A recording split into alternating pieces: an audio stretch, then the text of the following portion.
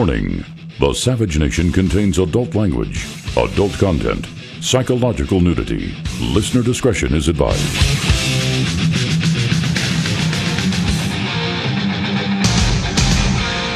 And now, America's most exciting radio talk show, The Savage Nation, home of unprotected talk, borders, language, culture. And here he is, Michael Savage. That's an amazing honor for you to say that. Is tremendous. I appreciate it, Michael. But, Donald, why should I hide it? I mean, people make believe that they're not biased. You know and I know the media is biased one way or the other. They all pretend that they're scientists in a laboratory with a pipette in their mouth. They're all biased. They all have an axe to grind. Look what they're doing to you, smearing you every day with lies. Garbage, pure garbage, while they let Obama get away with virtual murder, give the bomb to Iran. Why is the media not saying one word about what Obama is doing to wreck this nation, Mr. Trump? Well, he is doing a terrible job. He's been a terrible president. The person that likes him most, I always say, is Jimmy Carter, because Jimmy's now number 2. But, Donald, let's be clear. We know that we have a problem with illegals. We know that we have illegals voting in this country. We know that to vote in Mexico, every eligible Mexican has to have a tamper-proof photo ID card with a thumbprint and an embossed hologram. Would you use an executive action to establish strict voter ID laws in the U.S. if you became president?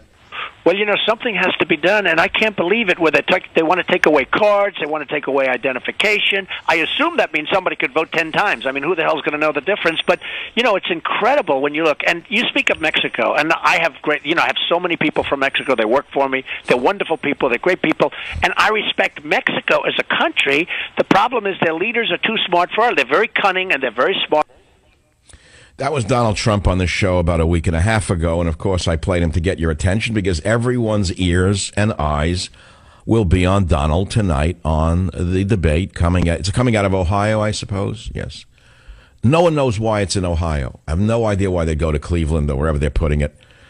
We know that from 1869 to 1913, that was a long time ago, 6 of the 10 presidents who made it to the White House came from Ohio. But I think things have changed. This is an interesting one, though, and I didn't know this. In the 29 presidential elections since 1900, Ohio has correctly picked the winner 27 times. I don't know why. What is it about Cincinnati and Cleveland? Does anyone know? Welcome to the Savage Nation. Did I get your attention? Or is your mind only on Fox News? You're watching, that's all they're on. I think they're riveted. I'm not even going to talk about the debate because I'm not running it. What I'm going to talk about is something that you should be talking about, and that is this. Do you remember several years back, it's a long time ago, I know, a naval helicopter went down with the entire SEAL Team 6 on it? Remember I said it was a setup? Remember I said they were sent into a kill zone to be killed? Remember I wrote a whole novel that began with this story called A Time for War? A bestseller, by the way. It opens with that helicopter crash in that valley, in the Chinook. Remember we had the parents of the surviving SEALs on this show over and over again, demanding a congressional investigation. And remember there was a little congressional investigation about the SEAL Team 6 helicopter crash? Well, guess what just happened? The Obama administration is now currently, freshly violating a judge's order to turn over all documents in the August 6th, 2011 shoot down of a U.S. helicopter, call sign Extortion 17, which killed members of SEAL Team 6 in Afghanistan. This is a huge story. Why is it a huge story? Because the members of SEAL Team 6 are the very members of the team who killed Osama bin Laden. Many of us outside observers believe that someone or someones inside the Defense Department, some deep plants in the executive office, sent this very same team that killed Osama bin Laden to their deaths. Did you hear what I just said? We are saying that there was treason. We are saying that these men were sent to their deaths on purpose. And this lawsuit, which is being stonewalled by your honest president, he is the most transparent, honest president in Russian history. And this Russian administration is telling the judge's order, well, he's saying to the judge, go wipe the wall with your order. We're not turning over any documents in the shoot down of this U.S. helicopter. It's a very big story. People died. We all believe that SEAL Team 6 had a target on its back. We all believe that people inside the Afghan National Security Forces tipped off the Taliban that night in Tangi Valley. We believe also that someone in the administration also worked with the Taliban through the Afghan National Security Force to kill these men, and we believe that they deserve more than what they've gotten.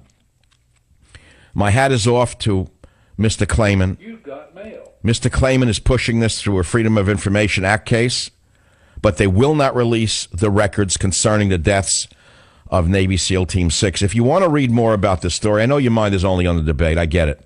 This is old news to you. We can't be bothered about some heroes who were assassinated by their own government. Nah. Not when they're sending American troops to court-martial who stood up to the Muslim murderer, for example, in where was that? I forgot already the city. Chattanooga. See how fast the news goes? I forgot already. Chattanooga. 855-407-2882 is the phone number. In a few minutes, I'm going to come back to the SEAL Team 6 shoot-down. We're going to come back to the Obama administration refusing to release information. If you want to read the whole story on it, if you have the time, it's from the Washington Times by Rowan Scarborough, and it's linked up on michaelsavage.com. Something went wrong. Somebody was leaking to the Taliban. They knew. Somebody tipped them off. There were guys in a mud tower, guys on the bush line. They were sitting there waiting, and they sent these boys to die. Whoever did this committed treason and should be tried and, when found guilty, executed. Yeah, in the most transparent administration possible. Also in the news, in radio news, which is a big deal to me, maybe not to you, I received an email this morning from my good friend and colleague at Cumulus Media, Dennis Green, who has been one of the supporters of my show from the beginning. And he said, Michael, good news. Can I read it to you? Well, Michael Savage, the committee has spoken, and you were selected for nomination for the Radio Hall of Fame. Well-deserved, and hopefully you will be selected for induction. The story is in today's radio trades. And so that is true. I don't know whether I'll be nominated and inducted into the Radio Hall of Fame. But given that I'm an outsider on the outside of the outsiders, it's anyone's guess who will win in the category in which I've been nominated.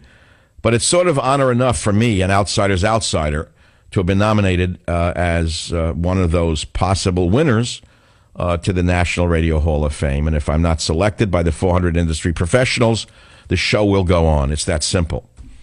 But thank you, whoever nominated me, because I don't know who it is. It's a secret issue. I want to do something that needs to be done. It's not long.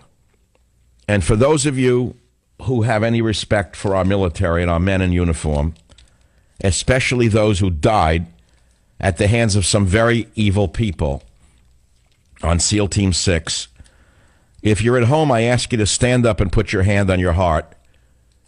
If you're in a car, well, you got to keep driving, but you can flash your lights even if it's daytime, because we're about to read the names of the SEALs who died. They're not going to die unknown, not on my show. Listen, on August 11th, 2011, some of our bravest men were put into an old, slow-flying helicopter and sent to their death. To this day, there has been no recognition, no investigation, but their names will be remembered now on the Savage Nation. The following sailors were assigned to an East Coast base Naval Special Warfare Unit. They were killed. Lieutenant Commander SEAL Jonas B. Kelsall, 32, of Shreveport, Louisiana. Special Warfare Operator Master Chief Petty Officer SEAL Louis J. Langley, 44, of Santa Barbara, California. Special Warfare Operator Senior Chief Petty Officer SEAL Thomas A. Ratzlaff, 34, of Green Forest, Arkansas. Explosives Ordnance Disposal Technician Senior Chief Petty Officer Craig M. Vickers, 36, of Kokomo, Hawaii. Special Warfare Operator Chief Petty Officer SEAL Brian R. Bill, 31, of Stamford, Connecticut. Special Warfare Operator Chief Petty Officer SEAL John W. Fass, 31, of Minneapolis, Minnesota. Special Warfare Operator Chief Petty Officer SEAL Kevin A. Houston, 35, of West Hyannisport, Massachusetts. Special Warfare Operator Chief Petty Officer SEAL Matthew D. Mason, 37, of Kansas City, Missouri. Special Warfare Operator, Chief Petty Officer SEAL Stephen M. Mills, 35, Fort Worth, Texas. Explosives, Ordnance Disposal Technician, Chief Petty Officer Nicholas H. Null, 30, of Washington, West Virginia. Special Warfare Operator, Chief Petty Officer SEAL Robert J. Reeves, 32, of Shreveport, Louisiana. Special Warfare Operator, Chief Petty Officer SEAL Heath M. Robinson, 34, of Detroit, Michigan.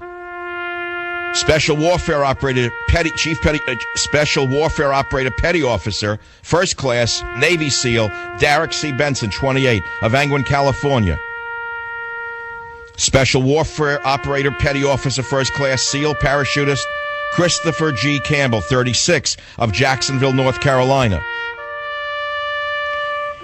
Information Systems Technician, Petty Officer, First Class, Freefall Parachutist Jared W. Day, 28, of Taylorsville, Utah. Master at Arms, Petty Officer, First Class, Expeditionary Warfare Specialist John Duong Dara, 26, of Sioux City, Nebraska. Cryptologist Technician, Petty Officer, First Class, Expeditionary Warfare Specialist Michael J. Strange, 25, of Philadelphia, Pennsylvania. His parents have been on the show several times. Special Warfare Operator, Petty Officer, First Class, SEAL Enlisted Surface Warfare Specialist John T. Tummelson, 35, of Rockford, Iowa. Special Warfare Operator, Petty Officer, First Class, SEAL Aaron C. Vaughn, 30, of Stewart, Florida. His folks have been on the Savage Nation. Special Warfare Operator, Petty Officer, First Class, SEAL Jason R. Workman, 32, of Blanding, Utah. Special Warfare Operator, Petty Officer, First Class, SEAL Jesse D. Pittman, 27, of Ukiah, California. And Special Warfare Operator, Petty Officer, Second Class, SEAL Nicholas P. Spihar, 24, of St. Paul, Minnesota. Aboard that ill-fated helicopter, also plummeting to their deaths in that fiery wreckage, were soldiers. Chief Warrant Officer David R. Carter, 47, of Centennial, Colorado. Chief Warrant Officer Brian J. Nichols, 31, of Hays, Kansas. Staff Sergeant Patrick D. Hamburger, 30, of Lincoln, Nebraska. Sergeant Alexander J. Bennett, 24, of Tacoma, Washington. Specialist Spencer C. Duncan, 21, of Kansas. There were airmen killed in that crash, 3 of them, and that will complete the list. The real heroes that Obama spits upon. Technical Sergeant John W. Brown, 33, of Tallahassee, Florida. Staff Sergeant Andrew W. Harvell, 26, of Long Beach, California. And finally, Technical Sergeant Daniel L. Zerby, 28, of York, Pennsylvania.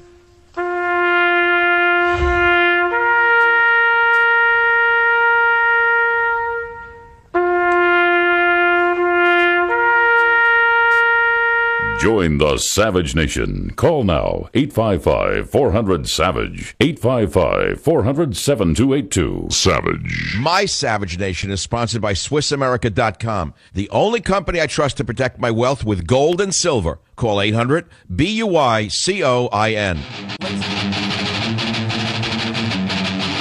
I'm still a little shaken from that, I'll be very honest with you. I had a lot of trouble composing myself during reading those names and also after it. It's not an easy thing to do. It's not cynical. If you may think it's cynical and I'm just using them, you're actually more cynical than you may imagine, because I don't want their names to die in vain.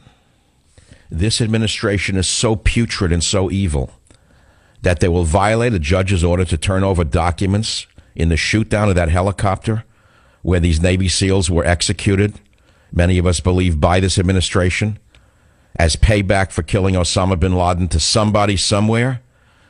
What are they hiding? What is your great, honest, open President Obama, the most honest man in the history of the Soviet Union, hiding? This man is so evil, it's frightening to believe. And it's so amazing to me that I'm the only one in the media who even picks up on the story, and I want to thank Rowan Scarborough for writing it.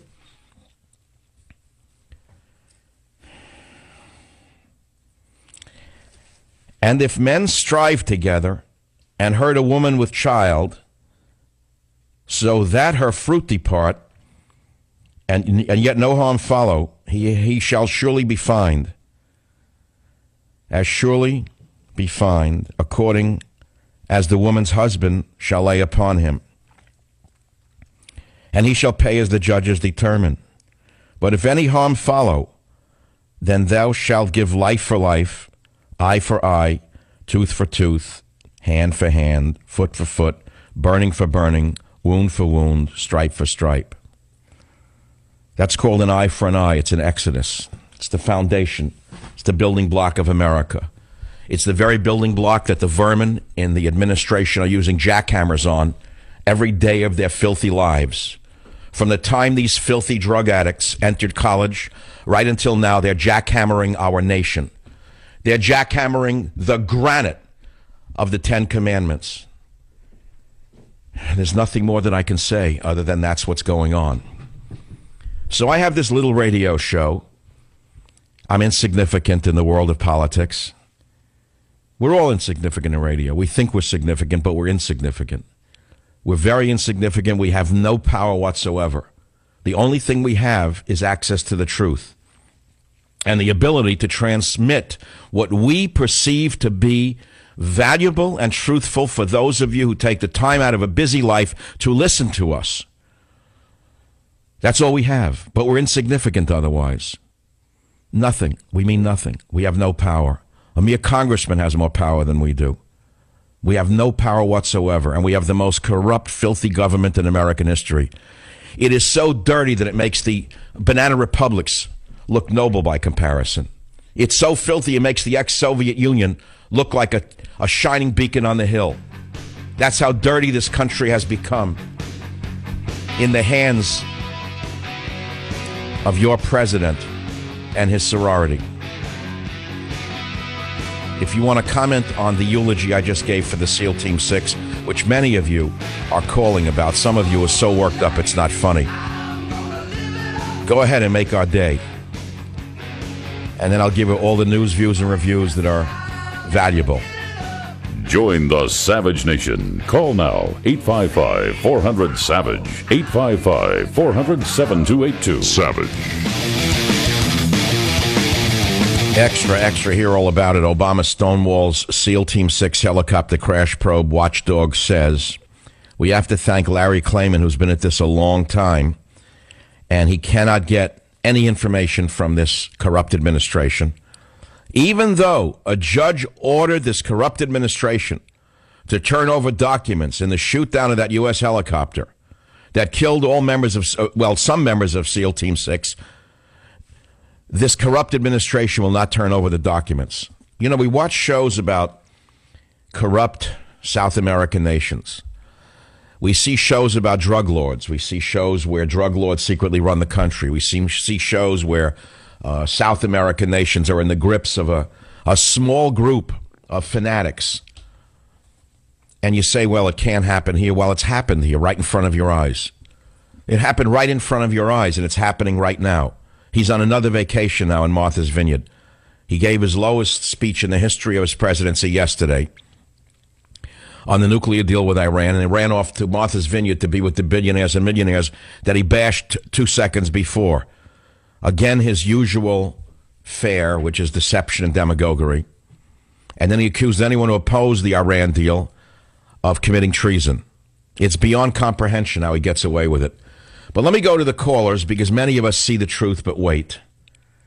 You know, there's a saying, God sees the truth but waits. It was actually a short story by Thomas Mann that I remember reading when I was a wee undergrad in college. God sees the truth but waits. It's stuck with me ever since. And I guess God's been waiting ever since I've been 18 years old, because I haven't seen any justice yet. Makes you wonder where God is. Nietzsche wrote, God is dead. And I think maybe God is not dead, but he's abandoned the earth. He's given up on man. But I won't go down that road again. I did this Tuesday, and I don't want you to think I'm depressed. I'm not depressed. I'm just very pissed off. I'm extremely angry. I'm beyond angry. I'm agitated. That's all. It's that simple. Sometimes it sounds like depression, and maybe it borders on it. I'm not apologizing if I get depressed once in a while. So what? It's part of the human condition. But no, this is not depression. This is something different. This is seething rage. When I read the names of those Navy SEALs in the Army, members of the Army who were killed in that helicopter, and I realized this government is hiding something, they're involved. It means they were involved. It means either they were directly involved, or they know that the Afghan National Security Forces were involved and don't want the world to know. And in either case, they're committing a crime. Whoever in the Pentagon is covering this up is part of the crime and the cover-up. And when we have a president like Donald Trump, when Donald Trump becomes president, I'm going to make sure that whoever did this is arrested, tried, and they're punished to the full extent of the law. It's the one thing I'm going to ask him. I don't really want anything from the presidency. He's not my friend. I know him from Florida a couple of times. He apparently likes me, but he likes everyone in the media who likes him. But if he becomes president, and if I get to see him again over a salad in Florida, I'm going to ask him only one favor, and it's not for me. It's for the families of the SEAL Team 6 who were executed by somebody in this administration, as sure as I'm sitting here. Let's take some calls. WDRC Radio. Rob, welcome to the Savage Nation. Hey, Dr. Savage. Thanks for having me. I remember the day this happened. I'm sitting with my partner. I'm a retired cop, and my partner served in the Marines. And he's right away shaking his head. He goes, no. He says, that's not right. He says, no way would all those highly trained men be riding in the same aircraft in a combat zone when it's a non-combat mission. And as we kept listening and talking about it, he says, you watch.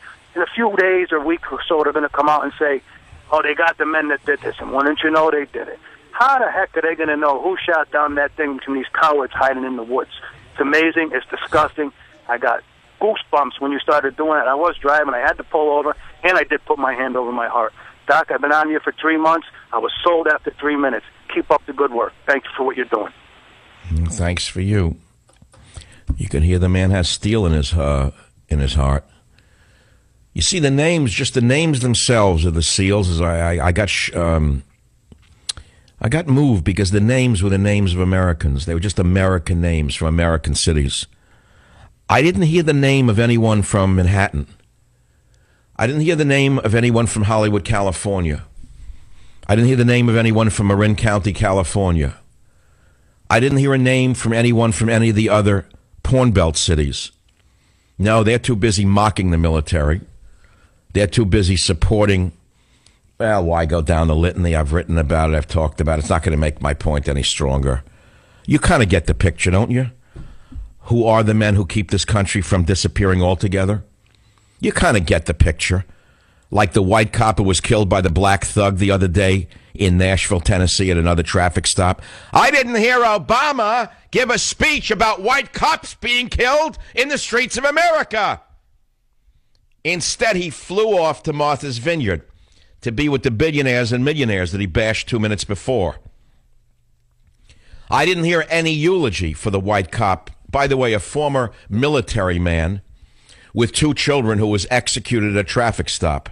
I didn't hear one word from any of the upstanding civilians in the White House. Not one word, not one mention of that cop or any other cop who's being killed in a new epidemic of cop killing, fostered, in my humble opinion, by Barack Obama, Eric Holder, and whatever that one is, that sweatsuit, that thing in a sweatsuit who lost weight. I don't remember his name.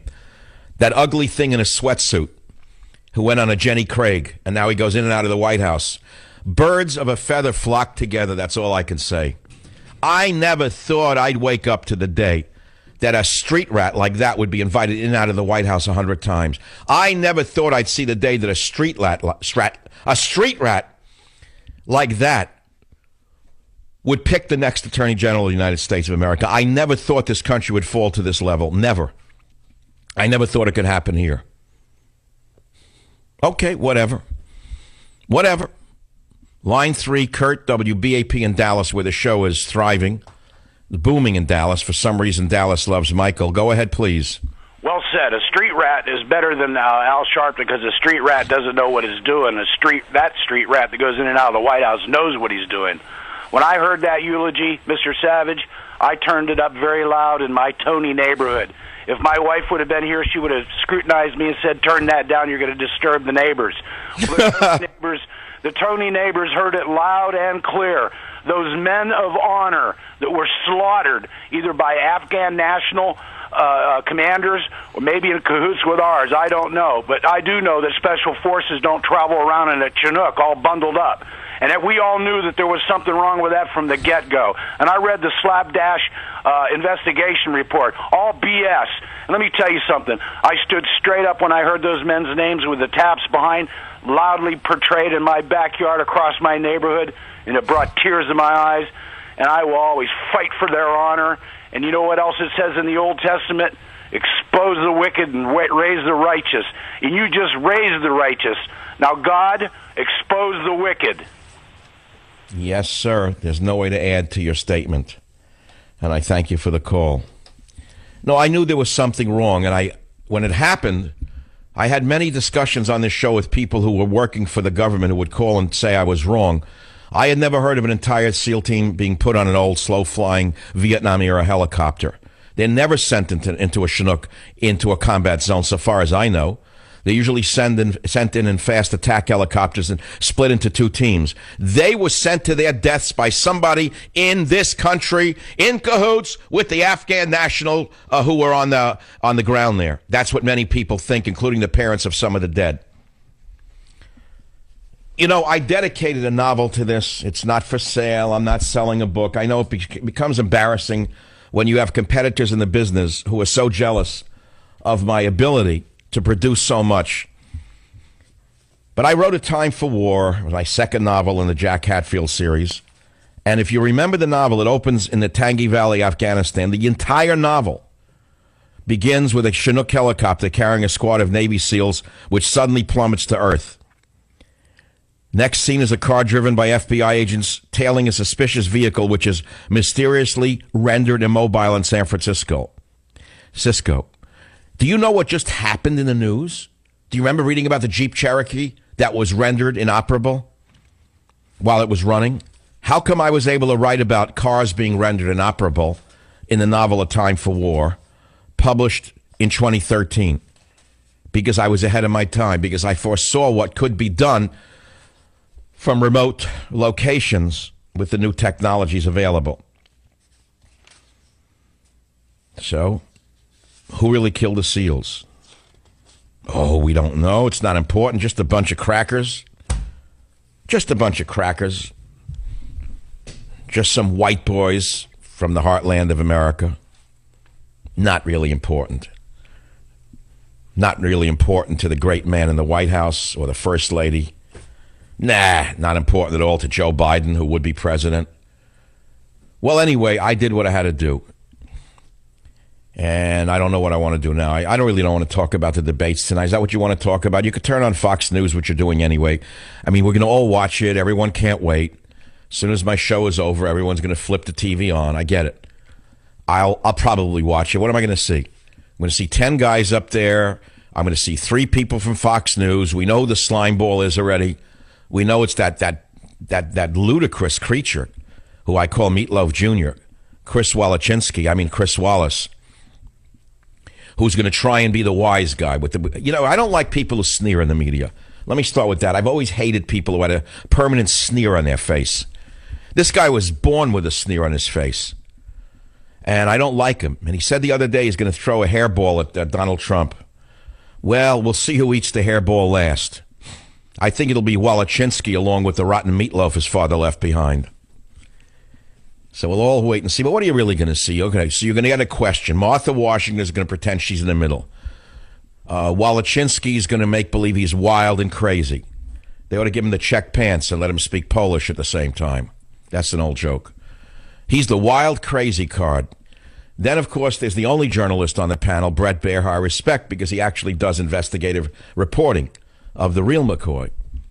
So they ask a question, and then each of the guys, 10 minutes, 1 minute each, and all we want to hear is Donald Trump. We're going to hear nine people, and all we want to hear is Donald Trump. They're going to hear all the non-entities are all going to speak. How are you going to have a debate? What kind of debate can it be with 10 people up there and 3 moderators? How is that even possible? If you do the permutations and combinations, which is simple math, of 10 candidates and 3 moderators, tell me what the mathematics are on that with regard to how many questions and answers can be asked in the time allotted for the debate. The answer is about 2, if that many. How could you even listen to that? Yet we're all going to watch it. I don't know what's going to come of it. I don't know how Trump's going to sit there with his mouth shut while the Lilliputians are going to say things that he knows are worthless. America's looking for a leader. America wants someone who speaks the plain truth. And America wants someone who's run a successful business. It's a slam dunk. If the election were held today, he wins 80-20 against anyone the Democrats can dig up out of the sewer. End of story. But we all know elections in America are complicated, Byzantine, and possibly completely fraudulent. It's that simple. All right, let's move on. A few more callers, then we'll move on to other topics. WBAP, Nick, welcome to the Savage Nation. Go ahead, please. Thank you, Dr. Savage. I appreciate your eulogy there. I come from a large military family. My brother's a retired Navy officer.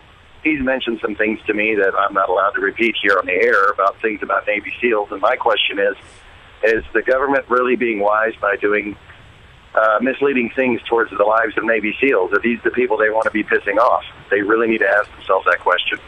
I know what you're saying. I can sort of sense what you're saying, but I wish to God it were true.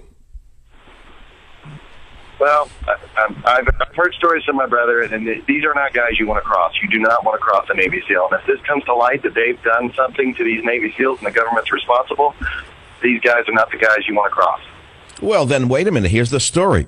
Obama Stonewall SEAL Team 6 helicopter crash probe watchdog says the Obama administration is violating a judge's order, this is yesterday, to turn over documents in the shoot-down of a U.S. helicopter, call sign Extortion 17, which killed members of SEAL Team 6. So you've got a judge saying turn over the documents, and you've got the corrupt Obama administration and the Defense Department saying we're not producing any documents whatsoever. Well, and Navy SEALs are very intelligent men, and they could take that information for what it's worth, and if it upsets them, God have mercy on whoever's responsible. Well, here we go. A Justice Department spokesmouth said there would be no comment beyond its court filing. The Justice Department's lawyers have told the judge that the process of locating relevant documents and removing classified information takes time. In other words, they're stonewalling. It's taken 4 years for them to say drop dead. Attention, Navy SEALs. I'll be right back. Join the Savage Nation. Call now, 855-400-SAVAGE, 855-400-7282. Savage. My Savage Nation is sponsored by SwissAmerica.com. It's the only company I trust to protect my wealth. Call 800-BUI-COIN. All right, just a little bit more information from the filing by the lawyer, Mr. Clayman, that I think is important. Then we'll move on. There were 17 members of SEAL Team 6 and 5 Naval Special Warfare Ops. Bart the War Dog was on it, 5 Army flight crewmen, including a National Guard and Army Reserve pilot, 3 Air Force personnel, and they were all mustered at the last minute. There was no reason for the mission to begin with, by the way. They were put on a rebuilt, conventional, unarmored CH-47 Chinook. Did you hear me? They were mustered at the last minute. Nobody knows why. The mission itself is controversial to the family members. They were assembled hastily for insertion into Tangi Valley to help Army Rangers capture fleeing Taliban. But the Rangers did not need any rescue. Military officers interviewed during the investigation said they could not recall an IRF ever being sent for such a mission. The Chinook had no Apache escort, as did the Ranger team that enjoyed the element of surprise when it touched down hours earlier. This was a hit. It was an assassination. Somebody in this government set them up for death. And I'm wondering why Harvey Weinstein doesn't do the movie. Where is David Geffen now that we don't need him? Where is Mr. Spielberg? Join the Savage Nation. Call now, 855-400-SAVAGE, 855-400-7282. Savage.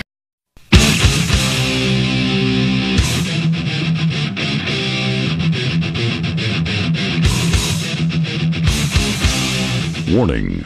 The Savage Nation contains adult language, adult content, psychological nudity. Listener discretion is advised.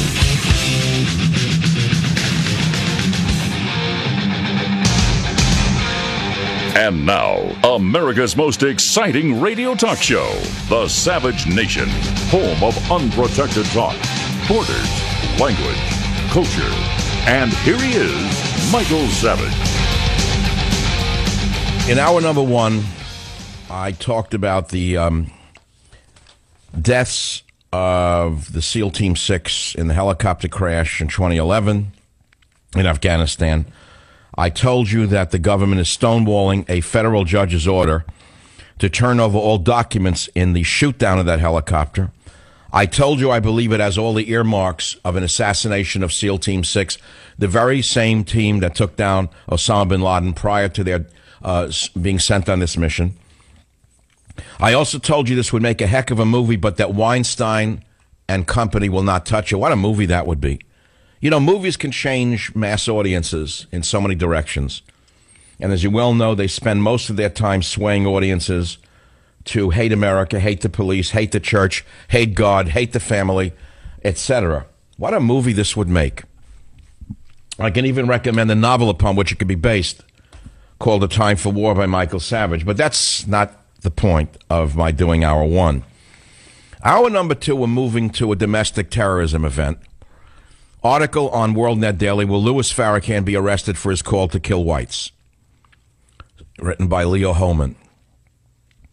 Preaching directly from the Quran before a packed Baptist church, the Nation of Islam leader, Louis Farrakhan, told his adoring audience that violent retaliation is the only way for American blacks to, quote, rise up and overthrow their white oppressors.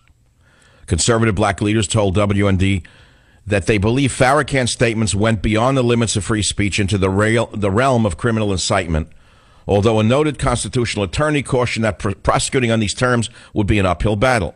Here is what Farrakhan said at Mount Zion Missionary Baptist Church in Miami in a speech that the Muslim preacher posted on his Facebook page early this week. Quoting the Quran, he said, "I'm looking for 10,000 in the midst of the million. 10,000 men who say death is sweeter than continued life under tyranny."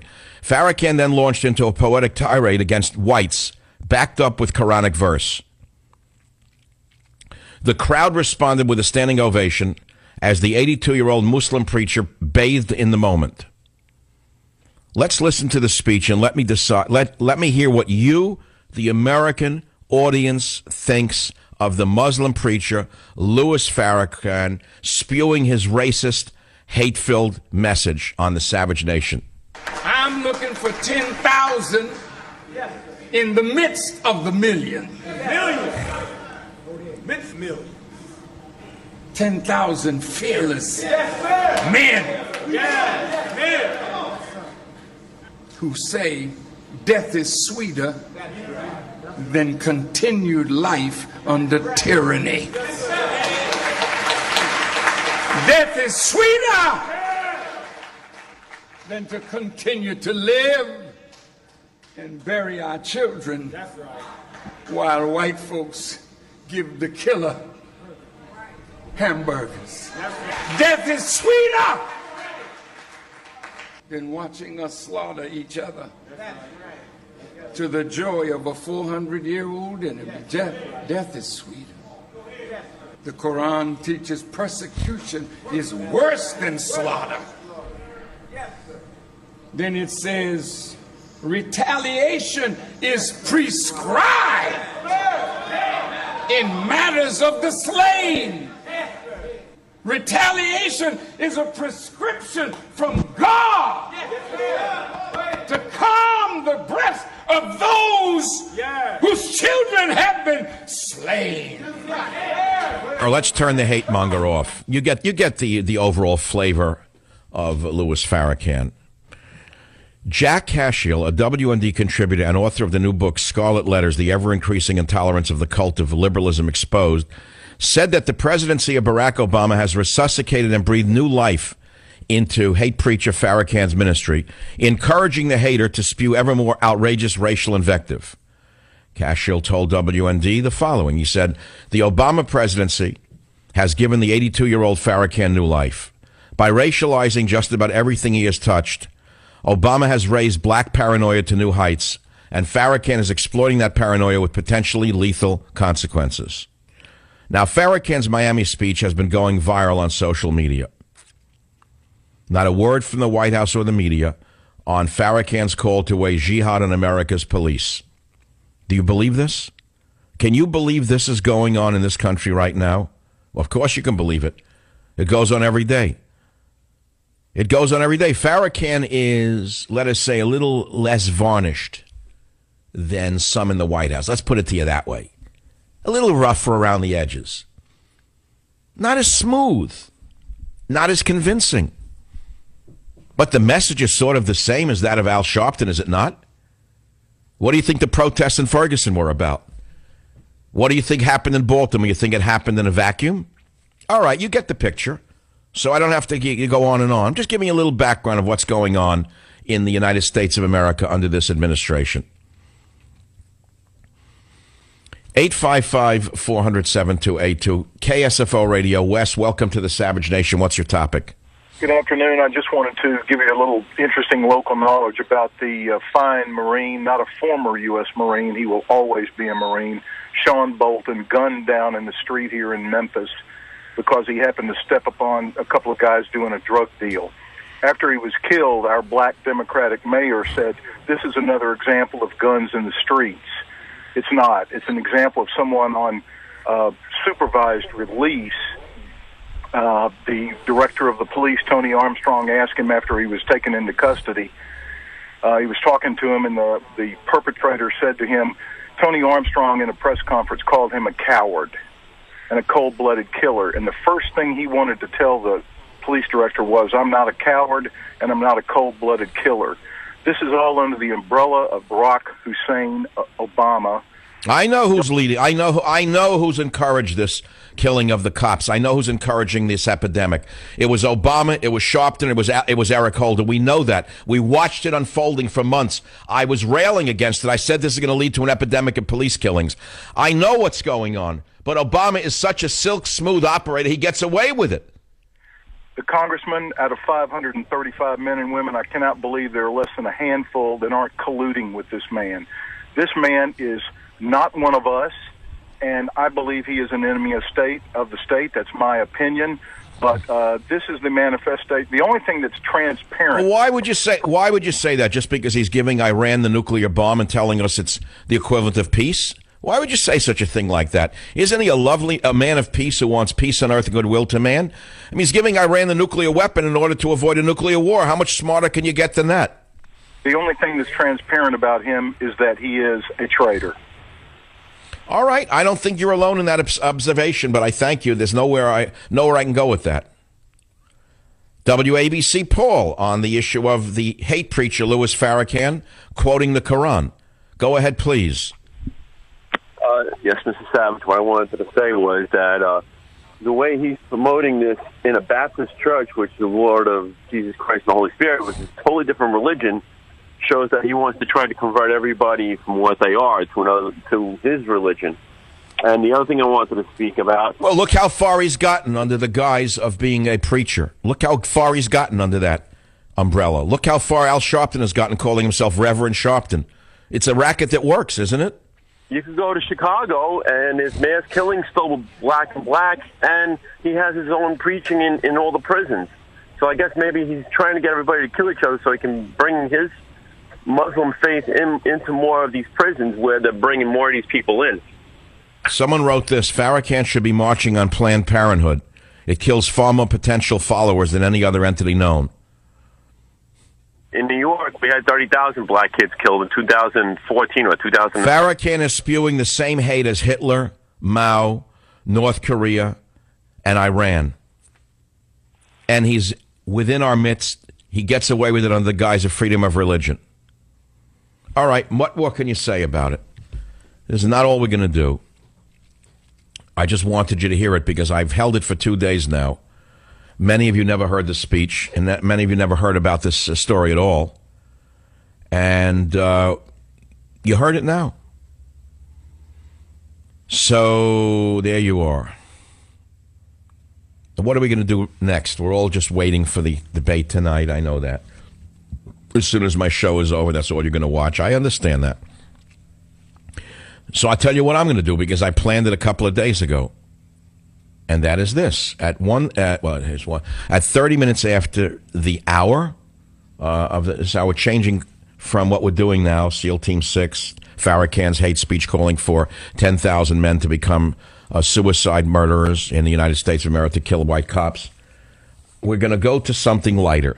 For those of you who are nervous, who are getting upset by the tone of the show, for those of you who can't take the partisanship, for those of you who think it's too strident, for those of you who don't like the tone of the show, I'm going to have on the show a good friend of mine from Hollywood, Robert Davi, who is an actor. He's been in 200 movies. You've seen him in many movies. He's the tall Italian guy who's played Arab terrorists. He's played mafia guys, hitmen.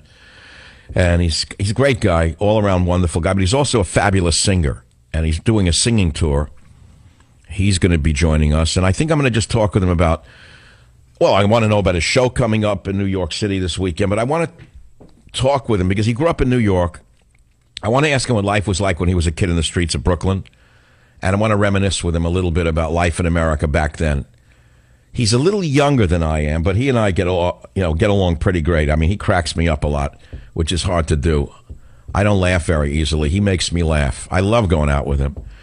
When we went out in Hollywood a couple of months ago, he's a tall guy. He's like 6'5".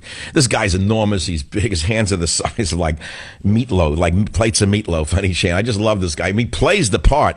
If you were to do central casting of a murderer, it would be my friend. But he's not that at all. He's a gentle guy, wonderful guy. So we go to a restaurant. You know, my family. He's there with a lady friend, and we're in this crowded restaurant in Beverly Hills.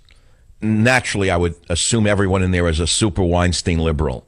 I mean, to the left of Mao Zedong would probably be an understatement of the mentality of the people in there. Well-dressed, nicely spoken, but if you actually scrape the skin of their veneer and got to their politics, you'd hear things that would make your hair stand up. But anyway, we're in a crowded restaurant. Next to us is a table, 2 tables right near us. So a family member who's dating a young woman who grew up on a ranch in the West, who was shooting guns at age 5. I pointedly said to her, can you tell us about the time you shot that coyote who was threatening your dog? So this little blonde girl gets, oh, yes. She says, yes, I just picked that gun up on the porch. And she said, I beat it on that, and I just killed him. Well, you should see what happened at the tables around us. And then Davi got the joke of where we were going with this, and I gave him a wink. So we started talking about things along the lines of as far right as you can get, and we did that just to make the people lose their... Someone that was celebrating an anniversary or whatever. We didn't mean to disturb them, but I think they cut their anniversary short. So he'll be with us. I hope he heard this part of it. In a few minutes after 30 minutes after the hour. I'll be right back on the Savage Nation. Join the Savage Nation. Call now, 855-400-SAVAGE, 855-400-7282. Savage. The Savage Nation is sponsored by Swiss America, the only company I trust with my financial future. Call 800-289-2646 or SwissAmerica.com. It is the Savage Nation, and you are now the show, 855-400-7282. Before I move on, we have to play a soundbite. The woman behind the Iran deal is a lifetime left-wing anti-American fanatic, in my opinion. Her name is Wendy Sherman, former social worker, left-wing operative, all-around wobbly, worked for Jimmy Carter. This is the woman who negotiated, so-called, with Iran. Here she supports the fact that the agreement is secret and no one can see it. This is classic communism. This is classic Sovietism. This is classic Obamaism in clip number 6. My opinion is that it is in the United States national security interest for there to be a comprehensive safeguards protocol, and that those protocols remain confidential. That is in our national security interest.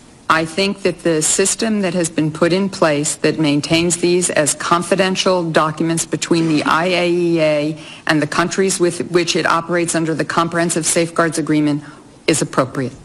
Do you understand how communism works? Don't you get it? What do you think? They all scream and yell and say, screw you, I'm not giving it to you? What you get is you get devils like her who come up with long language like this to tell you that the agreement with Iran is secret, it'll always be secret, and it's in your best interest not to ask anymore. We are living in a putative dictatorship under the... Okay, I'll stop right there. We're living in a putative dictatorship. I'll leave it at that. I don't have to embroider any further than that. Everywhere you turn, they're stonewalling the American people, whether it's on the deaths of SEAL Team 6, who it looks like to me was set up, or the Iran deal. It is a dictatorship, a putative dictatorship. What else do we have on the sound?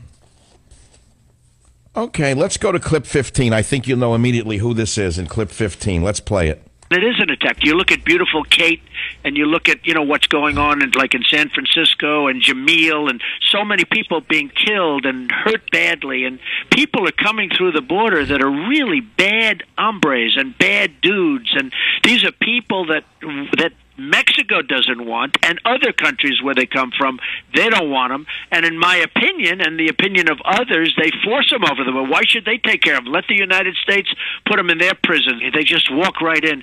Another 4 years, another 8 years of this kind of stuff, and we're not going to have a country. That's all. Now you know why he's loved by the people and hated by the politicians. Because he's saying it like it is. We all know this is true. We're not talking about the hardworking men and women from south of the border. Nobody is saying that. But we all know that amongst the hardworking men and women from south of the border, the countries of origin are dumping the worst of the worst on us. They want us to take care of them. And he's right. And we're paying the price for it. 855-400-7282. When I come back, we'll have a little lighter moment here on the show. We'll talk to Robert Davi. We'll ask him about his upcoming show in New York. And then after that, the games begin. The center stage and the clowns, the whole thing begins right here on the Savage Nation.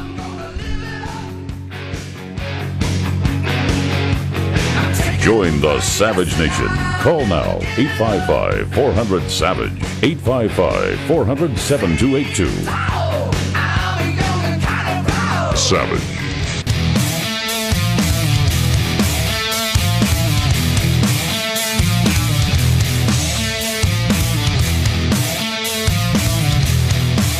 It is the Savage Nation. We're moving to a lighter note now. My good friend Robert Davi joins us from somewhere in the world. Robert, where are you right now? L.A., New York, or Bulgaria? I'm in Manhattan. I just got back from Italy 2 weeks ago, though. Okay, so that counts.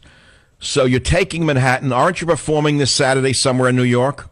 Eisenhower Park at the Harry Chapin Theater, Ed Mangano's Summer Concert Series. But what are you going to do? You're going to sing Sinatra or something else? I'm doing my 100th anniversary tribute to Sinatra, 30-piece band, and I've got comedian Dave Koenig, and it's going to be an amazing evening. So, Robert, let me ask you something. You grew up in New York. You were born, you're younger than I am, but it says you were from Astoria, New York. I thought you were from Brooklyn. No, Astoria, Queens. I was born in Astoria, Queens, and then when I was 5, we moved to Long Island, Huntington, Dix Hills. Oh, so you became rich at that point. No, you're kidding. My dad worked 3 jobs. We were lucky. They paid, you know what their mortgage was? We had 2... Wait, let me guess, $125 a month? No. My godfather's father came from Sicily. They were all friends, and they bought a bunch of land out in Long Island. They built the house. My father's mortgage was $65 a month for a 2-story brick house and 2 acres. They built it themselves with their own hands? They helped build, yes. They helped build it, and it was a 2-story. And these were Italians, the bricklayers, and they came and they built that house. So we weren't rich, believe me. My dad worked 3 jobs. He was with Grumman Aerospace. He was also. Let me ask you, Robert. People look at you in the movies and they see like a rough-looking guy, and yet they sent you to opera, to sing opera. Well, yeah, absolutely. I mean, I had a love for that, and they supported that. You know, they were very supportive of the arts. My dad was a bit skeptical because he tried to do that, and was the kind of guy, Michael, that, you know, to follow your dream was a little scary for him. You know, they wanted something more tangible. Much like Sinatra's father wanted him to get a Sicilian guy, wanted him to get a regular job. That was my dad, you know. But my mom had that dream for you. And once I was doing it, and I did my first film with Sinatra in 1977, and that was early on. They were very supportive of me, letting me take voice lessons and acting lessons and all of that. It's the opposite of me. When my father caught me playing the flute in the basement in Queens, he went crazy. I can't repeat on the air what he called me, but he may as well have taken the flute and broken it over his knee.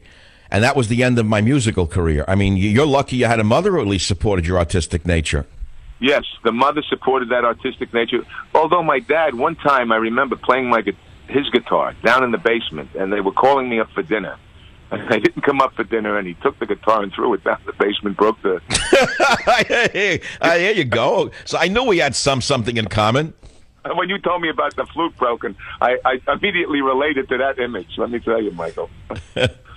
So I keep mentioning every time I see you in L.A., which hopefully will be more in the near future, because as you know, I have a place down there now, and I'll be down there on a regular basis. Every time we go to dinner, we talk and we chat, we have a good time. And I keep mentioning the one movie you were in that I really loved you in, and it was a small part, Kill the Irishman. And you keep saying, no, that wasn't the best one. What was the most, of all the gangster parts you've played, and I don't want to stereotype you, what is your favorite role? The gangster parts I played? Well, yes. I've done a bunch of movies. I mean, The Iceman came out a year ago. That was a terrific part. Good movie with, James Franco and Michael. Oh, I love that. That was a great movie. That was terrific. Right. I saw you. I saw that. That was terrific. But before that, was there another role that you felt was a signature role? A signature? Well, besides the Bond film or something like that, or Goonies, or Die Hard. What did you remind the audience, Robert Davi? What were you in the James Bond movies? I was the Colombian drug lord Fran Sanchez in License to Kill. And the funny part about that story, Michael, is the character's name was Fran Sanchez. Now, Cubby Broccoli, who came from Astoria, Queens, produced another New York boy, produced all the Bond films. Now, Sinatra, me doing my first film with him, Fran Sanchez, FS. Frank Sinatra, Fran Sanchez, same amount of letters. Richard Maybaum and Cubby were doing a joke on Sinatra because I was friends with him, and he always wanted to play a Bond villain. That's how they came out with the name Fran Sanchez and License to Kill. Amazing. That's an inside story on all of that. So what movie were you in with Sinatra? Were you in The Detective? What movie was it? No, that was before my time. I'm a little younger than that. No, it was called Contract on Cherry Street, 1977. It was his return to film after about 8 years of not doing anything on movies. And it was a special for NBC. And me and Jay Black from Jay and the Americans played two brothers, the Sonatos, Mickey and Tommy Sonatos, two Greek hitmen. Amazing. Well, I didn't know that you're in that Sinatra movie. I'm going to have to look for it on one of the, rent channel type of thing. But Robert, how did you get into singing? Because singing is your love right now. You trained as a youngster in opera because you had you liked it. You had a good voice. Your mother, thank God, supported that. So you were trained formally as an opera singer. But now you're doing very successful tours, sort of a Frank Sinatra revival. This is your love, isn't it? Well, Michael, you got to realize that as a teenager in high school, I won first place New York State School Music Association solo competition. I had I had a very recognizable, good voice as a young kid. Then I was put with an opera guy on Long Island, Michael Signorelli, and then I went to Rotito Gobioletta, one of the great opera singers of all time. I studied with him. I studied with another guy, Samuel Margulies, one of the great teachers at the Metropolitan Opera, who taught Merrill, one of our great baritones. So at an early age, I had such huge formal training for opera, as did Sinatra. And several years ago, when I directed a film that you liked called The Dukes, I sang one song in it. And then I asked the chairman of Disney Music, who should I study with? He said, there's one guy, Gary Katona, who's the best guy doing the voice today. He really goes back to the old bel canto technique. So I worked with him every day for 3 years, getting the voice, the muscles, getting everything in shape for it. Tackle this American songbook. And now the United Nations has chosen me to do Sinatra's tribute. I did it at the General Assembly. I'll do it again in September for their 70th anniversary. I did it in Italy for the Voice of Italy. I've toured Australia, Latvia, Sweden, Budapest, you know, all around. I know. It's amazing. I mean, people don't know how vast your success is as a singer. I want to make it personal, Robert. You know I do radio, obviously. That's why you're on my show. And you know that I have a very good voice. And I've even asked you this question. At my age, could I learn how to sing? Yes, you have a natural timbre to your voice. I would say, I told you, you're in L.A. now, go to Gary Katona. He's a voice builder. He'll get that muscle, the placement, everything down. And, you know, if you can hum a tune, you can sing. Figaro A, Figaro A, Figaro A, Figaro A.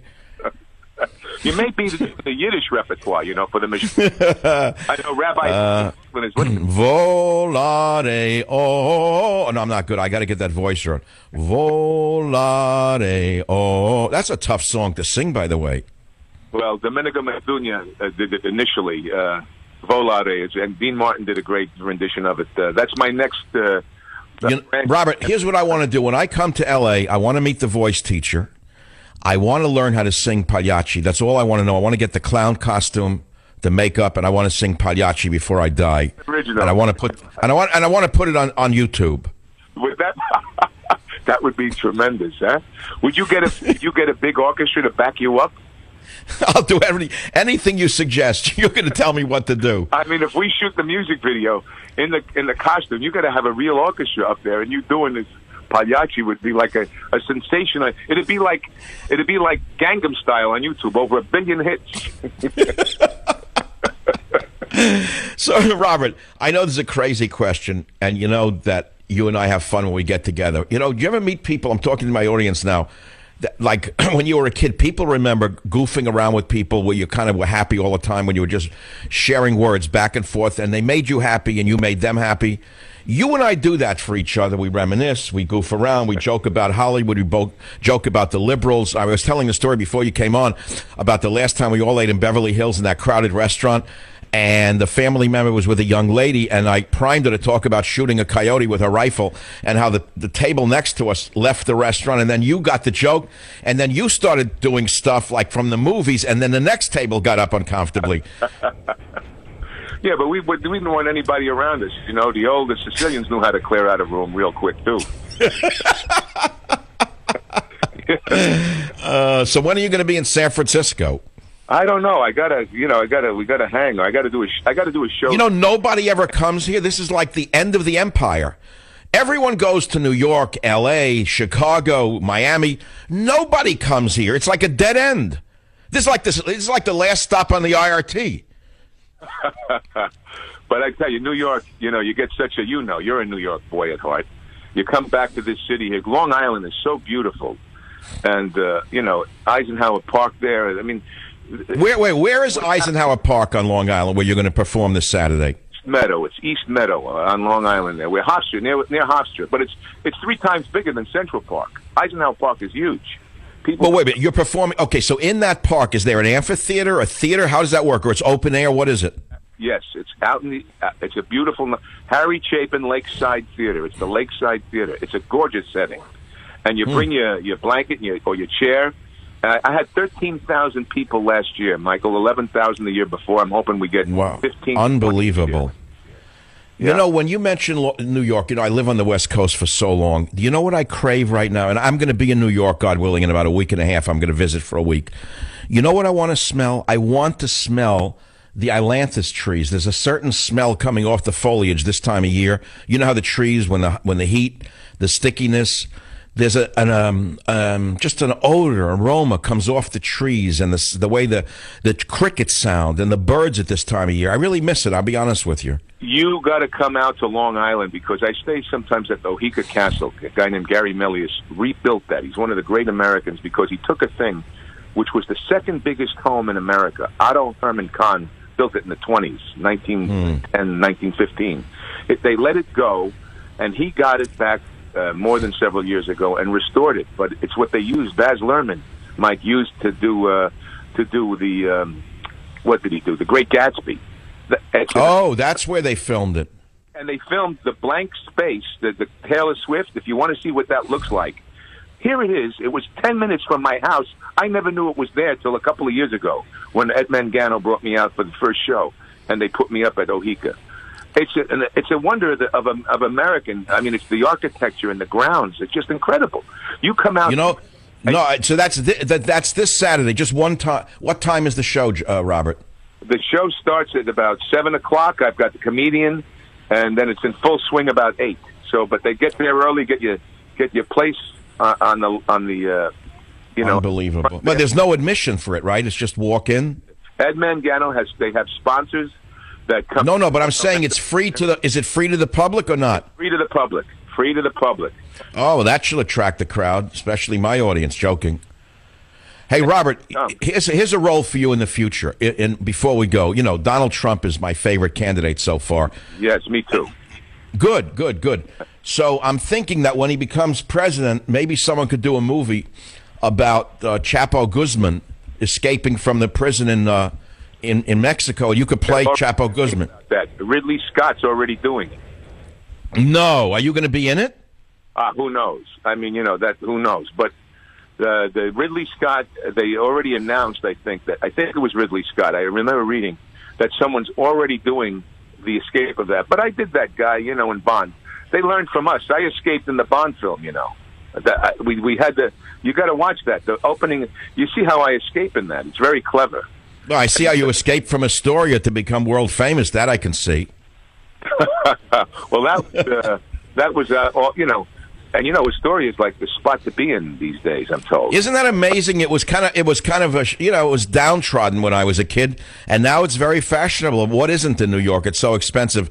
Robert Davi, Saturday, Eisenhower Park, East Meadow, Long Island, and points around the world. Robert, thanks for being with us. Good luck this Saturday. Hope to see you when I'm in Hollywood in a couple of weeks. Thank you. Bye now. It is the Savage Nation. It's 48 minutes after the hour. I'll be right back.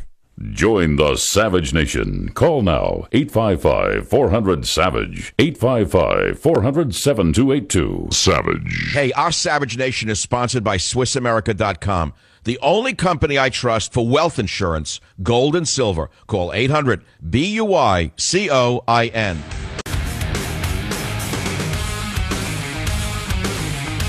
It is the Savage Nation. So I shifted gears. I had my friend Robert Davi on, and I'm just reading his bio. I didn't know he studied Shakespeare. I didn't know he studied under the wing of Lee Strasberg and Stella Adler. I had no idea. You see, behind any success, there's a lot of hard work. I didn't know he really was a formally trained guy. I see the name Stella Adler. It's very. You know who Lee Strasberg is, the great acting coach? Lee Strasberg played Meyer Lansky in the Godfather movie. That was Lee Strasberg, which amazing. How good he did.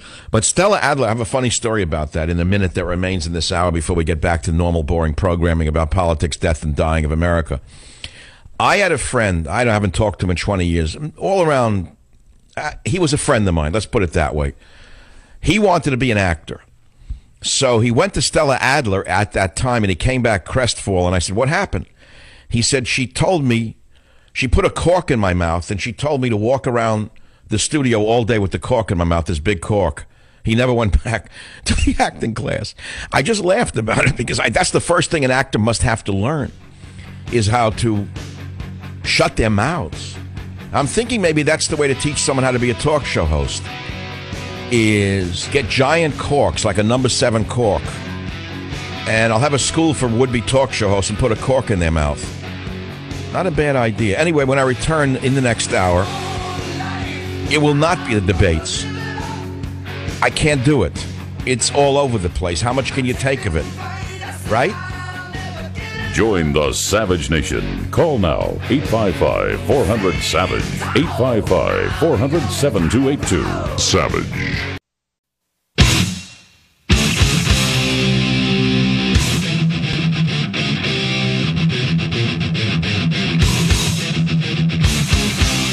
Warning: the Savage Nation contains adult language, adult content, psychological nudity. Listener discretion is advised.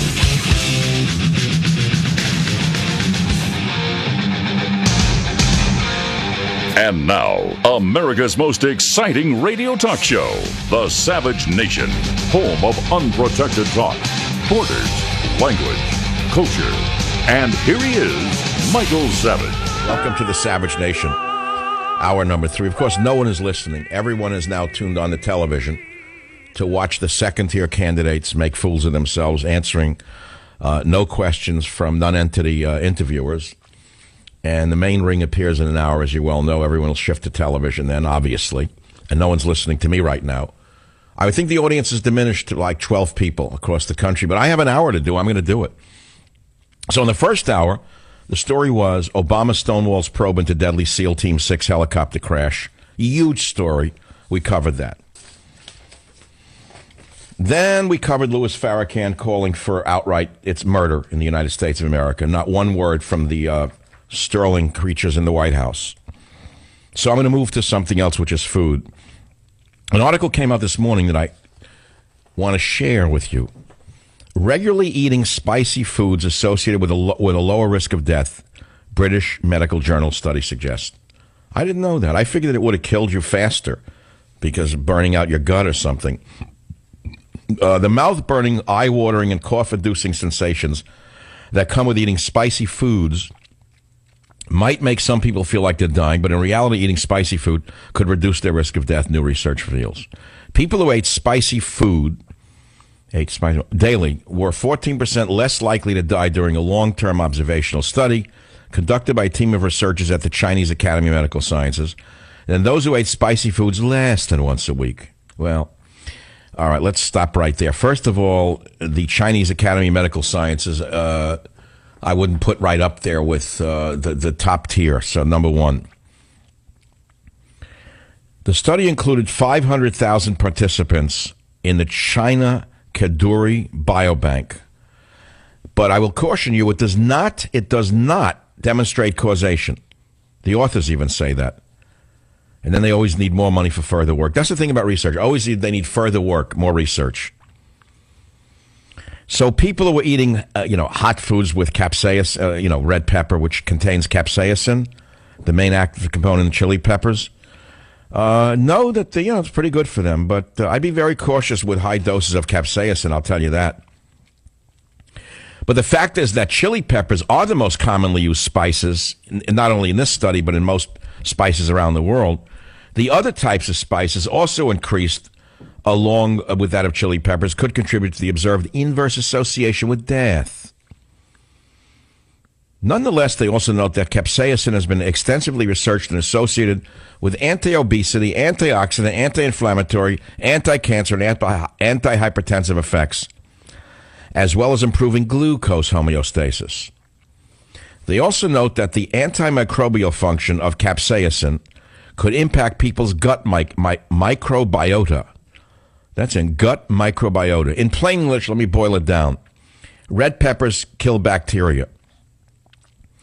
There's an interesting study. Years ago when I was in the herbal business, I'm talking 30 years ago, I was surprised to find that one of the more successful non-medical treatments for ulcers, duodenal ulcers, was exactly that, taking capsaicin in capsules. It seems counterintuitive, doesn't it, that spicy foods would hurt the gut? But no, it actually killed the bacteria that caused the ulcers. It was very interesting because, in the old days of medicine, like the 50s, 60s, they used to treat people with ulcers with milk. It was like the worst possible solution to duodenal ulcers was milk because that fostered the growth of bacteria. It shows you how medicine is an ongoing, science. We don't know everything in medicine yet. The positive effects of the chili seem to be stronger in participants who consume fresh chili than those who consume non-fresh spicy foods. All right, you got the story. Oh, wait a minute. In particular, statistically significant inverse association between daily consumption of spicy foods and diabetes appeared in the subgroup. Likewise, alcohol consumption could limit the potential positive impact of spice on health outcomes, the study author suggests. So there goes the study. So that means that if you're eating spicy food and drinking a beer, you're finished. It neutralizes it. Go figure. I would have thought that it would have. No, it didn't. Spice and Richard Strong did not drink alcohol again. All right, whatever. Last night I went to a Sicilian restaurant, a new one, little place on the water. I went there twice this week. The food is really good, amazing. Caponata. I never had caponata. I heard about it in New York, but I never had caponata. I thought it was like a little capon. But then I realized that they were not politicians reduced to a food plate. Some kind of eggplant. I love eggplant myself. I'm filibustering the debates right now. And in order to filibuster the debates, I don't have to go to the news, or you're not going to. You want to go to the news? Raise your hands if you want the news. Okay. Attention, ladies and gentlemen. We're going to michaelsavage.com for August 6th, the year of our Lord 2015. Headline, top right. ISIS executes 19 girls for refusing to have sex. Not one word from the National Organization for Women. ISIS fanatics have executed 19 women for refusing to have sex with the maniacs, the murderers, the sadists in ISIS. Not one word from the American feminist phonies. Here's another story for those of you who care. Iraqi Christians held for months after crossing Mexican border. Obama waves in anyone but Christians. Muslim, come on in. Criminal, come right in. Worker, come right in. Christians, stay behind the barbed wire. Here's another story on my website. Why hasn't Louis Farrakhan been arrested yet, asks PJ Media. Answer. I'll let you figure it out. Michael Savage newsletter. There's nothing conservative about cheering the killing of a lion. Let me read that to you, because I was offended this week when the greatest man in the history of broadcasting, who is an embarrassment as far as I'm concerned, went on and on putting down Cecil the lion and making those who protect endangered species seem like fools. Shame on him. I mean, he should know better. This is a guy who's been lucky for so long that he thinks that when diarrhea comes out of his mouth, it's roses. In today's issue, the story of the slaughter of Cecil the lion by an American hunter continues to dominate conversation as people debate what it reveals about the West's values and priorities. Ever the individualist, Dr. Savage has championed animal rights since he began in radio. He was disgusted when he heard a self-described, quote, conservative joking about the lion's death. He said that attitude was one of the reasons young people don't listen to the Republican Party. Savage said, I got sick this morning listening to some oaf laughing about the death of Cecil the lion. Then he was laughing at young people in New York who are projecting images of endangered species on the wall of a building. This oaf, the stereotypical ugly old fat dumb white male, went on and on about how we shouldn't care about endangered species, that they're just animals. I was so infuriated. How can someone pull that shtick in 2015 at this late stage in human evolution? How can they be so insensitive to the world in which we live? That viewpoint that you can do whatever you want to animals went out when Teddy Roosevelt was president. Teddy Roosevelt was a Republican, a big game hunter, and a man's man. He also initiated conservation in America. He created the first national parks. No wonder young people don't listen to conservatives. It's a bigger world than left and right. That's in my newsletter. 855-400-7282. Next story. Obama stonewalls SEAL Team 6 helicopter crash probe, Watchdog says. Next story. Barack Obama's lowest moment yet from PJ Media. They say his speech yesterday in Iran was the lowest moment in his career yet. Here's John Kerry saying rejecting the deal would be screwing the Ayatollah. FBI investigation of Hillary's emails is a criminal probe. Nonsense. Nonsense. The reason the FBI stepped in is to cover it up. By the way, why do I say that? You think I want to say that just to be a wise guy? They're investigating Hillary's emails as a criminal probe. Why? It's to get on top of it and then say there is no criminal action here. Next case, let's move on. I told you that's what's going to come of this. I told you that 4 months ago, that she ordered the FBI through her friends in government to investigate her. This is how it's done in the ex-Soviet Union. They triangulate the opposition by saying, whoa, let's investigate that. Let's send out the KGB to investigate these charges against this high member of the Politburo who would be president or chairman of the Soviets, okay? And then they investigate it, and the KGB comes up with a clean bill of health saying there's absolutely no evidence that there was any criminal action whatsoever. Next case, move on, nothing to see here. I mean, the FBI investigated Solyndra a number of years ago, right? Remember they moved right in after Solyndra went bankrupt, after taking $500 million in federal loans. They declared bankruptcy, and all of the gangbangers who were in Solyndra in suits and ties left all the way to the Swiss banks on their yachts in the Mediterranean. Remember the FBI was sent in to investigate that collapse of Solyndra? You never heard anything after that, did you? You're never going to hear anything from this either, other than there was no, that there was no criminal activity. That's the way it works in the Soviet USS of A. That's the way things work in the United Soviet States of America. Here's another little story for you. Urine-corroded lamppost falls in street, nearly hits driver. What city is this? Urine-corroded lamppost? Where is this? Oh, of course, San Francisco. I was going to say it had to be my city. Urine-corroded San Francisco lamppost falls in street, nearly hits driver. Pee is getting to be a big problem in San Francisco. You're kidding? You think? You think pee is becoming a big problem in this city with the most corrupt politicians since Caligula? The 3-story tall lamppost at Pine and Taylor snapped at around 6:30 Monday and landed on a nearby car, almost crushing the driver. Oh, my God. See, urine corroded the lamppost. A perfect storm of conditions rusted out the base of the pole.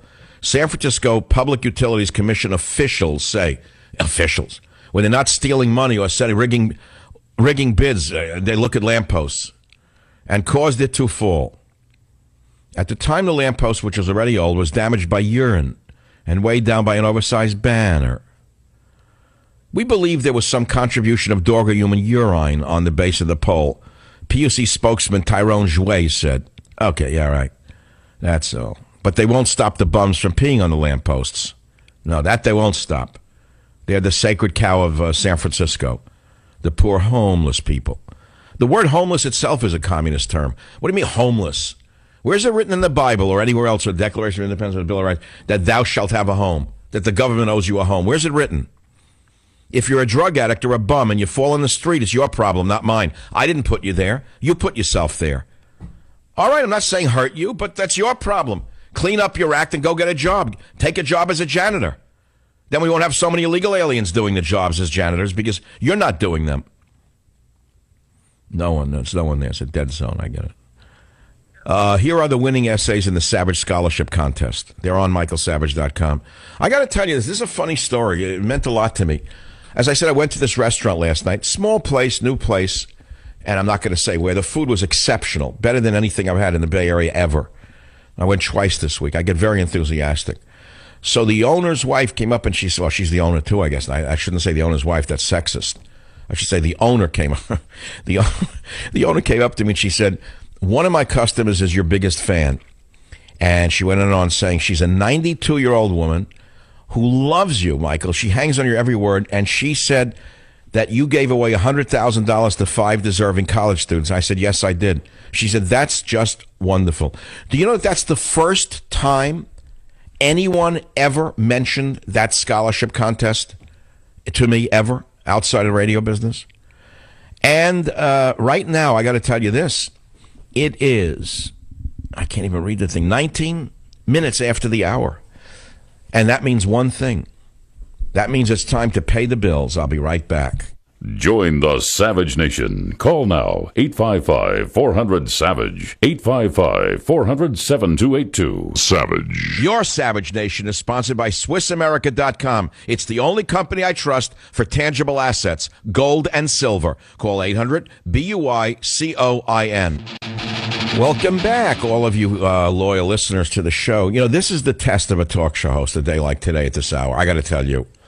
Because you know and I know that most people who are into talk radio are very political and they want to listen to even the warm-up debates, and that's all they want to hear. And I'm not doing it. I mean, Fox News is doing it. I'm not doing it. So therefore, I've got to do what I got to do. So I did my own show. And those of you who listened, I think, got rewarded for listening. And this is the toughest hour in the history of radio. But I haven't quit yet. Have you heard me quit yet? Ted on KSFO, welcome to the Savage Nation. What's on your mind? Michael, I loved your conversation with Robert. It was really great. There was a warmth and a genuineness about it. 2 significant intellects with vast experiential knowledge just talking.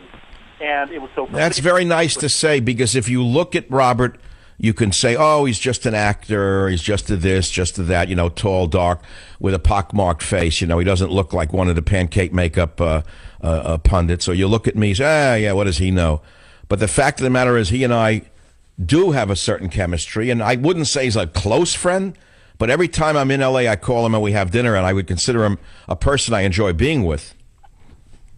It comes across, and I think it's at the intellectual level, at just the way that you discuss things, your ability to talk about various topics effortlessly. And yeah, no, well, that's the thing.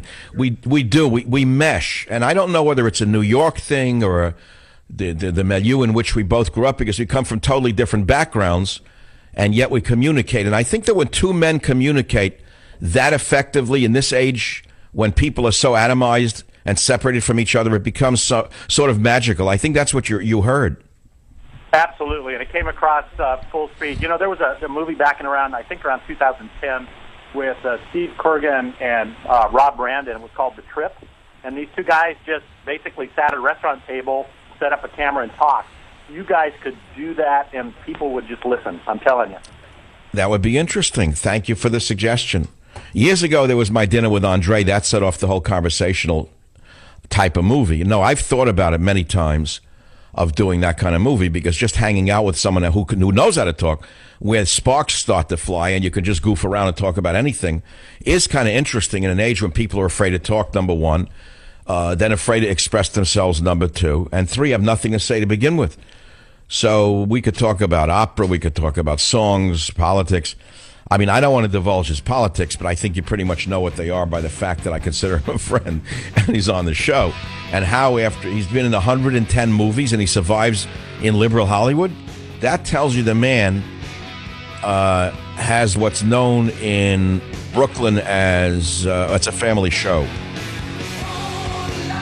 855-400-7282. Very soon, the big debates. And then what? What, are you going to have a nervous breakdown after when it's over? Because there's nothing to talk about. Join the Savage Nation. Call now, 855-400-SAVAGE. Savage. Which killed members of SEAL Team 6 in Afghanistan. This is a huge story. Why is it a huge story? Because the members of SEAL Team 6 are the very members of the team who killed Osama bin Laden. Many of us outside observers believe that someone or someones inside the Defense Department, some deep plants in the executive office, sent this very same team that killed Osama bin Laden to their deaths. Did you hear what I just said? We are saying that there was treason. We are saying that these men were sent to their deaths on purpose. And this lawsuit, which is being stonewalled by your honest president, he is the most transparent, honest president in Russian history. And this Russian administration is telling the judge's order, well, he's saying to the judge, go wipe the wall with your order. We're not turning over any documents in the shoot down of this U.S. helicopter. It's a very big story. People died. We all believe that SEAL Team 6 had a target on its back. We all believe that people inside the Afghan National Security Forces tipped off the Taliban that night in Tangi Valley. We believe also that someone in the administration also worked with the Taliban through the Afghan National Security Force to kill these men, and we believe that they deserve more than what they've gotten.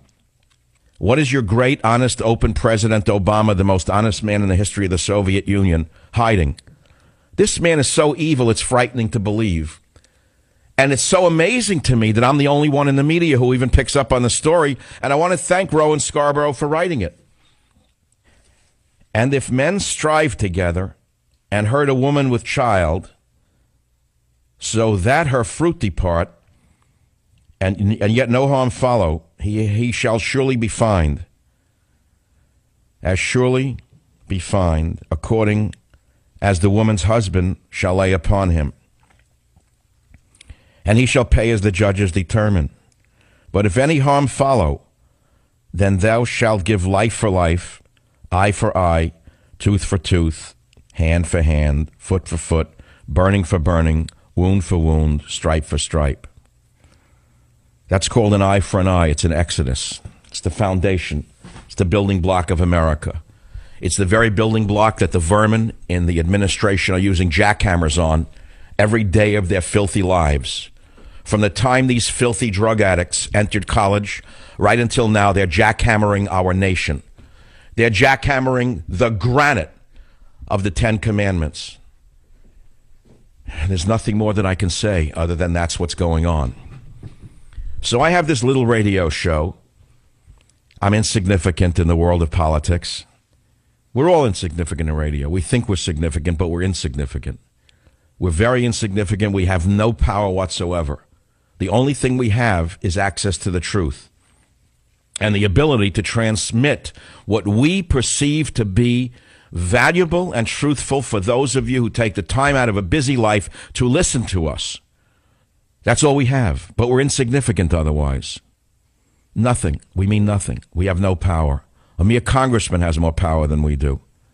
We have no power whatsoever, and we have the most corrupt, filthy government in American history. It is so dirty that it makes the banana republics look noble by comparison. It's so filthy it makes the ex-Soviet Union look like a shining beacon on the hill. That's how dirty this country has become in the hands of your president and his sorority. My hat is off to Mr. Klayman. Mr. Klayman is pushing this through a Freedom of Information Act case, but they will not release the records concerning the deaths of Navy SEAL Team 6. If you want to read more about this story, I know your mind is only on the debate. I get it. This is old news to you. We can't be bothered about some heroes who were assassinated by their own government. Nah. Not when they're sending American troops to court-martial who stood up to the Muslim murderer, for example, in Chattanooga. If you want to read the whole story on it, if you have the time, it's from the Washington Times by Rowan Scarborough, and it's linked up on michaelsavage.com. Also in the news, in radio news, which is a big deal to me, maybe not to you, I received an email this morning from my good friend and colleague at Cumulus Media, Dennis Green, who has been one of the supporters of my show from the beginning. And he said, Michael, good news. Can I read it to you? Well, Michael Savage, the committee has spoken, and you were selected for nomination for the Radio Hall of Fame. Well-deserved, and hopefully you will be selected for induction. The story is in today's radio trades. And so that is true. I don't know whether I'll be nominated and inducted into the Radio Hall of Fame. But given that I'm an outsider on the outside of the outsiders, it's anyone's guess who will win in the category in which I've been nominated. But it's sort of honor enough for me, an outsider's outsider, to have been nominated as one of those possible winners to the National Radio Hall of Fame. And if I'm not selected by the 400 industry professionals, the show will go on. It's that simple. But thank you, whoever nominated me, because I don't know who it is. It's a secret issue. You know that this show emanates from San Francisco. How many years have I said on this show, San Francisco is the most corrupt city in the United States of America? Have you heard me say that before? 10 times? 100 times? An article came out in the San Francisco Examiner, August 5th, entitled, Public Officials Named the New Findings from FBI Probe of Shrimp Boy Chow. It's a Chinatown probe. And in the prosecution of Raymond Shrimp Boy Chow, a wide array of city and state leaders, including Mayor Ed Lee, were caught up in alleged bribery schemes, pay-to-play plots, campaign fund laundering, and state construction contract rigging. It's astounding. You've got to read the article. If you're from the Bay Area or anywhere else, you've got to see what happens when you have a one-party system, as we have not only in San Francisco, but in the state of California. When you have no checks and balances, when you have no other party with any power, you wind up with a banana republic, which is what I live in here. I want to read you something from this article. The arrest stemmed from a federal indictment alleging, among other things, that Chow headed an organized gang outfit in Chinatown, and that Yee and Jackson committed a series of crimes to further Yee's political ambitions. This would make a heck of a movie. I'm sorry to say I make for a good Jack Hatfield novel, but I'm not going to do another one. I'm going to read something from this which I find to be interesting. The FBI alleged in discovery that Ed Lee, that's the mayor, alleged, took substantial bribes in exchange for favors, notes the filing, which then goes on to say that then Human Rights Commissioner Nazli Mohajer and Commission staff member Zula Jones facilitated those exchanges. Jones was reported by the FBI, and I'm quoting now, to have said that former Mayor Willie Brown taught Lee to do business according to the filing. Jones reportedly said, and I'm quoting now, quote, "You got to pay to play here. We got it. We know this. We are the best at this game, better than New York. We do it a little more sophisticated than New Yorkers. We do it without the mafia," close quote. The most corrupt city in the United States of America, bar none, is San Francisco. But it has a smoothness, a veneer over it, of calmness, liberalism, above any suspicion, very much like the president himself does. The president has the smoothest varnish I have ever seen on a skilled rhetorician. The smoothest veneer I have ever witnessed in my life, which is how he got where he is and stays where he is. And many people are so gullible as to believe he's telling them the truth, where he poses it as the deal with Iran is either war or peace. In other words, either you take this deal or we go to war. That's not at all the only alternative. War is not the alternative. Negotiation is the alternative. This is not a negotiation. It's a capitulation. What Kerry did here was not negotiate. He capitulated. That's all. That's all he did. He capitulated, didn't negotiate. One man's opinion is all you're getting here. It's that simple. One man's opinion. It's that simple, but it's the plain truth. I think the plain truth has a big audience in America right now, given the professional liars that we all deal with on a daily basis. I don't have to name them. You know who they are. But nevertheless, I think the plain truth has a market, and you're the market for it. The plain truth is Obama has given away the store, the nuclear store, and it's a bad deal, and it's not a path to peace. It's a path to war. So what is the alternative? It's simple. It's simple. You don't do anything. You raise the sanctions. You don't go to war. You say, sorry, I couldn't sell a deal to Congress. I'm sorry, Mr. Mueller. And we're going to have to now raise the sanctions. We're increasing sanctions on you. We're putting in another oil embargo on you. You can't sell your oil. And we're going to embargo your oil. And we're going to raise the sanctions on you. We're going to take away every dime you have in any bank in the world. We're going to starve you until you do X, Y, and Z. X, you're going to let U.S. inspectors in. You're going to let U.K. inspectors in. You're going to decimate the Natanz nuclear facility. You're going to allow our inspectors into your underground plants. Go down the list. The rest is detail. 5, 6, 7, 8, 9 points. Then you have a deal. You go back and then you do the deal from a position of strength. Not giving them everything they want and then some. It's that simple. I don't see what is so complicated by this. And just to show you how weak Obama is when dealing with terrorist states, he didn't even get our hostages back. Part of a deal of this magnitude, the first thing would have been send back the hostages and we won't talk to you. Instead, he got nothing for the deal. Now, why does Obama want Iran to have a nuclear weapon? Let's take the worst case scenario. Many of you don't even care if Iran has 10 nuclear weapons. You're sitting somewhere listening to this show saying, you know what? What do I care if they have nuclear weapons? Israel has 100, allegedly, 200 somewhere hidden in Israel. They all have nuclear weapons. Why shouldn't they have more? Well, think about that one. I can give you a couple of reasons why.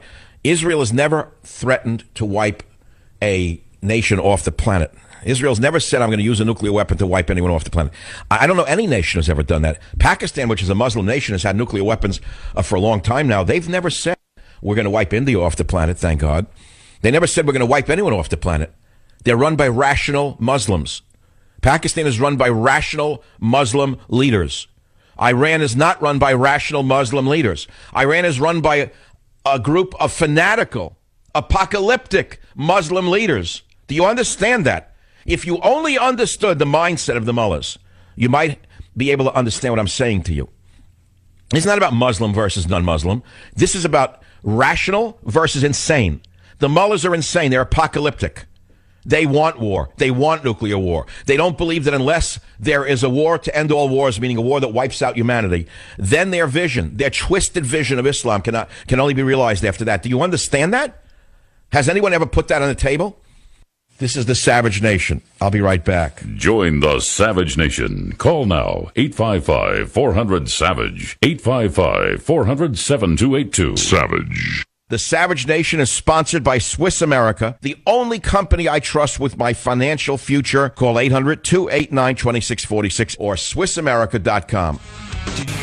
I've talked about the deaths of the SEAL Team 6 in the helicopter crash in 2011 in Afghanistan. I told you that the government is stonewalling a federal judge's order to turn over all documents in the shoot-down of that helicopter. I told you I believe it has all the earmarks of an assassination of SEAL Team 6, the very same team that took down Osama bin Laden prior to their being sent on this mission. I also told you this would make a heck of a movie, but that Weinstein and company will not touch it. What a movie that would be. You know, movies can change mass audiences in so many directions. And as you well know, they spend most of their time swaying audiences to hate America, hate the police, hate the church, hate God, hate the family, etc. What a movie this would make. I can even recommend a novel upon which it could be based, called A Time for War by Michael Savage. But that's not the point. We're moving to a domestic terrorism event. Article on WorldNet Daily, will Louis Farrakhan be arrested for his call to kill whites? Written by Leo Holman.